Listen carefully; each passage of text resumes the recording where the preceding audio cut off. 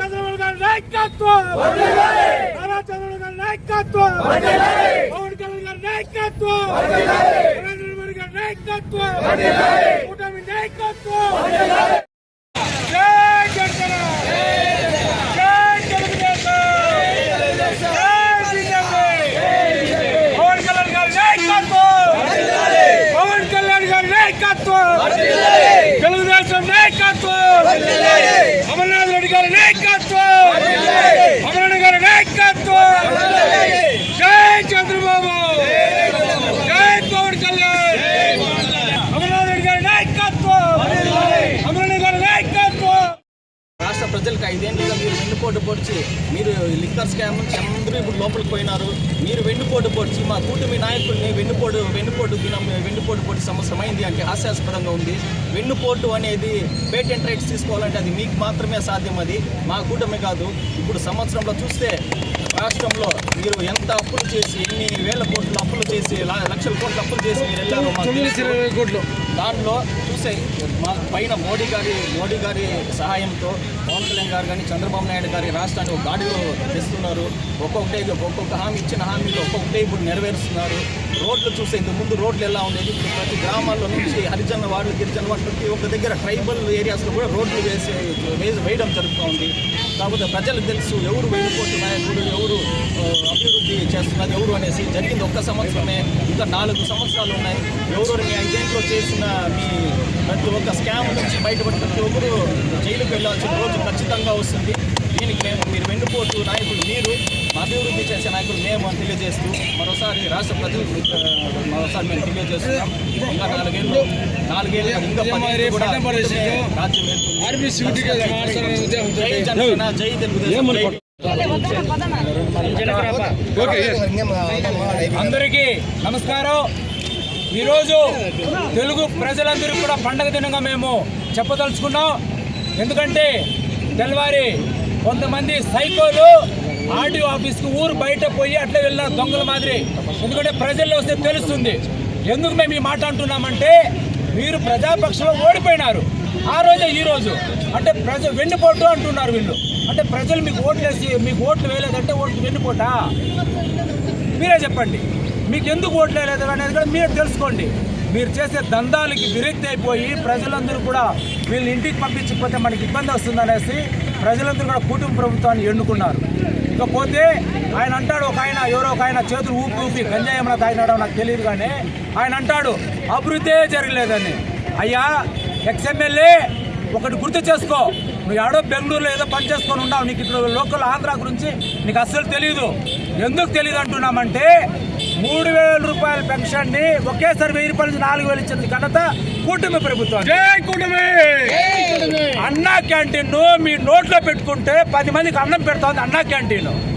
పోలవరం మళ్ళీ ప్రారంభమైంది. అందరి నీళ్లు మళ్ళీ రాబోతుంది. ఇట్లా అనేక కార్యక్రమాలు చేస్తూ ఉంటే నీకు కండ్లు పని కనిపించకుండా గంజా తాగిన మాదిరి ఓనరిస్తావు. ప్రజలు నీకు బుద్ధి చెప్పినారు, బుద్ధి తెచ్చుకోండి. మళ్ళీ ప్రజలు ఎట్లా మమ్మేపుకోవాలో తెలుసుకోండి. అది వదిలేసి ఏదేదో నోటికి వచ్చింది కదా, లేకపోతే దందాలు చేసి సంపాదించి డబ్బులు ఉందని కనేసి మనుషులకంతా డబ్బులు ఇచ్చి తిక్కగా మళ్ళీ ప్రజలు మళ్ళీ ఇంకొకసారి మీకు రాబోయే స్థానిక ఎన్నికల్లో కూడా మీకు బుద్ధి చెప్తారు. అక్కడ ఉన్న వాళ్ళంతా అనుకుంటా ఉన్నారు మేమేదో సర్పంచులు, ఎంపీటీసీలు, కౌన్సిలర్లు అని.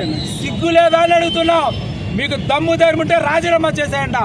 మీరంతా ఎలకలు చేసిన ధర్మమా అని మీరు కౌన్సిలర్లు అయినారు, ఎంపీటీసీలు అయినారు, సర్పంచ్లు అయినారు, జడ్పీటీసీలు అయినారు, జడ్పీ చైర్మన్ అయినారు. అంతేగాని ప్రజలు మీకు ఓటేసి కైట్ వాళ్ళు కాదు. మీరు అది కాదంటే నిజంగానే మీరు రాజీనామా చేయండి. అది వదిలేసి ఏదేదో నోటుకు వచ్చిందంతా అవాకులు చవాకులు చేస్తే కూటమి వాళ్ళందరూ రెడీగా ఉన్నా మీకు బుద్ధి చెప్పడానికి. ఖబర్దార్ అని తెలియజేస్తూ అమరన్న గారు అలాగే చంద్రబాబు నాయుడు గారు, లోకేష్ గారు, పవన్ కళ్యాణ్ గారు, కూటమి ప్రభుత్వం అందరూ కూడా మీకు బుద్ధి చెప్పడానికి రెడీ అయినారు. ఆల్రెడీ ప్రజలు మీకు బుద్ధి చెప్పారు. వెన్నుపోటు మీరు పొడిచినారు, మీరే ఇంకా పొడుచుకుంటూ ఉన్నారు. అది మేము వివరంగా చెప్పాల్సిన పని లేదు. ప్రజలందరికీ విజ్ఞప్తి, కూటమి ప్రభుత్వం వచ్చినప్పటి నుంచి అభివృద్ధి కార్యక్రమాల్లో ముందుకు పోతా ఉంది. ఇంకా అభివృద్ధి చెందుతుందని తెలియజేస్తూ ఈ అవకాశం ఇచ్చిన మీకు అందరికీ కూడా ధన్యవాదాలు. జై కూటమి.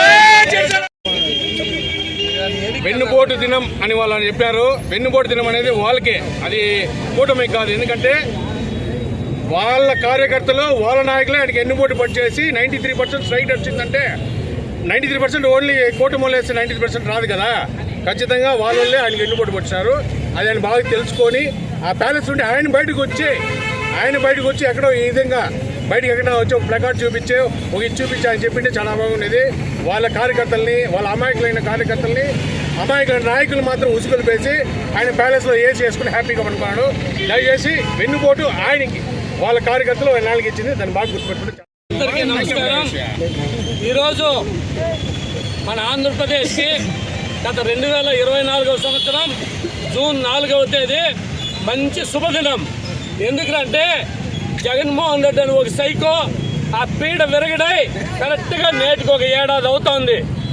అందులో భాగంగానే ఈరోజు మన రాష్ట్ర ఉప ముఖ్యమంత్రి వర్యులు, జనసేన పార్టీ అధ్యక్షులైనటువంటి పవన్ కళ్యాణ్ గారు ఆయన ఆదేశానుసారం ఈరోజు ప్రతి ఒక్క నియోజకవర్గంలోనే కూటమి నాయకులు ఒక దీపావళి, సంక్రాంతిగా పండుగ వాతావరణంలో మీరంతా కూడా జరుపుకోవాలని కొంచెం లేటుగా ఇస్తే కూడా మా కూటమి నాయకులంతా ఇక్కడికి వచ్చి ఈరోజు మేము గంటాపదంగా చెప్తున్నాం, ఈ జగన్మోహన్ రెడ్డి అనే వ్యక్తి రాష్ట్రంలోని ప్రతి ఒక్కరిని వెన్నుపోటు పడుతున్నారు, వాళ్ళ కుటుంబ సభ్యులతో సహా.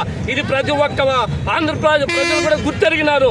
ఎందుకంటే అమరావతి రైతు వెన్నుపోటు పడిచింది నువ్వు, మద్యం వ్యాపారంలో వెన్నుపోటు పొడిచింది నువ్వు, తల్లి చెల్లికి వెన్నుపోటు పొడిచింది నువ్వు. చెప్పుకుంటే పోతే చాంతాడంటుంది. ఈరోజు వెన్నుపోటు నీకేది చెప్పుకోలేక ఈరోజు ఒక కేసు బయటకు వస్తుంది. అందరూ శ్రీకృష్ణ జన్మస్థానానికి పోతా ఉన్నారు. అది గుర్తించుకొని ఈరోజు డైవర్ట్ పాలిటిక్స్ చేస్తూ ఈరోజు వెన్నుపోటు దిగమని చెప్తున్నారు. నీ నాయకులు, నువ్వు దగ్గరలో కూడా జైలుకు పోయే రోజు జగన్మోహన్ రెడ్డి అతి త్వరలో ఉందని కూడా తెలియజేసుకుంటూ ఈరోజు సుపరిపాలన, ఈరోజు అభివృద్ధికి ఆకాంక్షించి పవన్ కళ్యాణ్ గారు, చంద్రబాబు నాయుడు గారు కానీ, నరేంద్ర మోడీ గారి ఆదేశానుసారం రాష్ట్రం అభివృద్ధి పథంలో నడుస్తుంది. ఎటువంటి సందేహం లేదు. నీలాగా పెంచుకుంటూ పోలా, మేము ఒక్కసారి ఇచ్చినాము, అవి ఇంకా చాలా ఉన్నాయి. అవంతా కూడా ఒకే ఏడాది అయింది. రాష్ట్రం అధోగతి సర్వనాశనం చేసేది నీకు ఆంధ్రప్రదేశ్ బుద్ధి చెప్పిన ప్రజలు. త్వరలో కూడా అభివృద్ధి పథంలో నడుస్తుందని మేము ప్రతి ఒక్కరూ తెలియజేసుకుంటూ ఈరోజు వెన్నుపోటు పీడ విరగడైన దినం, జగన్మోహన్ రెడ్డి సైకో పోయిన దినం అని మేము ఘంటాపథంగా తెలియజేస్తున్నాం. జై కూటమి, జై తెలుగుదేశం.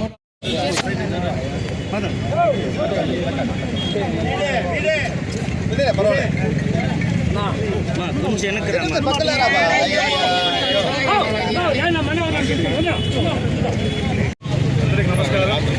ఈరోజు వైసీపీ వాళ్ళు చేసిన వెన్నుపోటు దినం అన్నారు కదా. మన కుటుంబ ప్రభుత్వం చేస్తున్న అభివృద్ధి కార్యక్రమాల్లో నెక్స్ట్ రానున్న రోజుల్లో అదే వెన్నుపోటు దినం కాస్త గుండెపోటు దినం అవుతుందని మనస్ఫూర్తి కోరుకుంటున్నాను. రానున్న రోజుల్లో వెన్నుపోటు కాదు, వాళ్ళకే గుండెపోటు వస్తుంది. మనం చేస్తున్న అభివృద్ధికి, జరగబోయే కార్యక్రమానికి చాలా ఇబ్బంది పడి వెన్నుపోటు నుంచి గుండెపోటు కావాలని కోరుకుంటూ సెలవు తీసుకుంటున్నాను. జై కూటమి. అందరికీ నమస్కారం.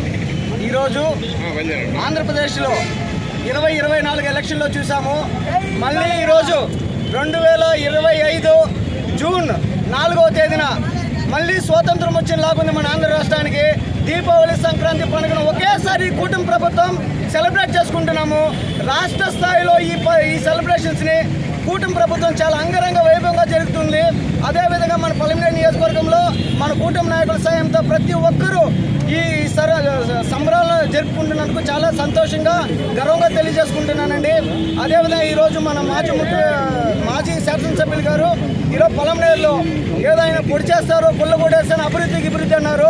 మీరు చేసిన అభివృద్ధి ఏమో మీరు గవర్నమెంట్లో ఉన్నప్పుడే మేము అడిగాము, మేము ప్రతిపక్షంలో ఉన్నాము, మాది ఒక్క సీటు లేదన్నారు. ఆ సీటు కాజేసుకున్న మీరే సమాధానం చెప్పలేకపోయారు.